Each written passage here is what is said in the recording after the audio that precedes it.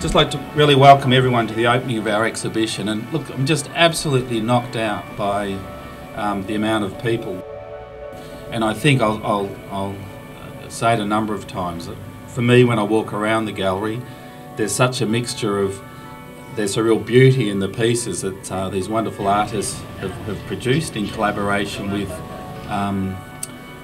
families that have lost someone to suicide.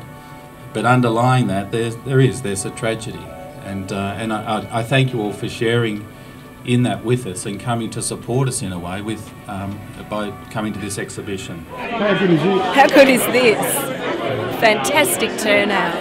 And I think the most hidden story, as being on this journey with Tony and you, is that hidden story of people who have lost family members to suicide. It is so hidden.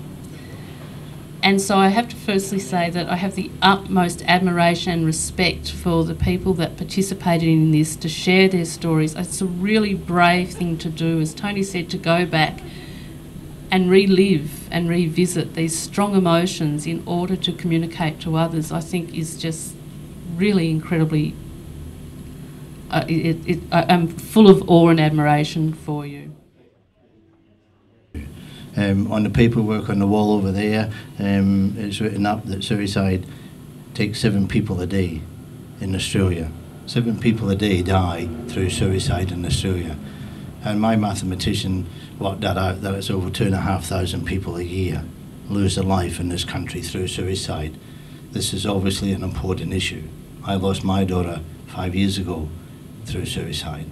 And it's obviously an important issue to us here. It's an important community issue. Part of our charter and Compassionate Friends is also community awareness and education, and hence the reason for this exhibition here, so that we can get that awareness out there, we can get that education to be able to talk about the public, and we can talk about our children and our siblings in freedom, and we can talk about that and we can express that, as you can see, as you look around this exhibition and see where it is. We understand in Compassionate Friends as few others can. It's the reason why we're here, for that mutual help and support. And finally, my thanks go to the other participants, the parents and the siblings that have contributed so much to this. Some of it been heartbreaking to be able to go through some issues as we dealt with that and our grief, and on our journey of our grief. It's not something that goes away. There's no time limit on it. We can't say, well, it's 5 weeks or 5 years, and that's the end of it. It doesn't work like that. In the community, most people get 2 or 3 days bereavement leave, and they're expected to carry on after that when that's over. It doesn't work that way. It doesn't end that quick. And in fact, I would put it to you that it never ends. The grief we have for the loss of our children is something that never ends, and will carry on with the rest of us for the rest of our life. Today, in this exhibition, hopefully we do a little bit. If we're able to save one life, just one life, then it would be worth it. That this exhibition and all the hard work from all the participants that have gone into it would be worth it to save that one life. I commend this exhibition to you.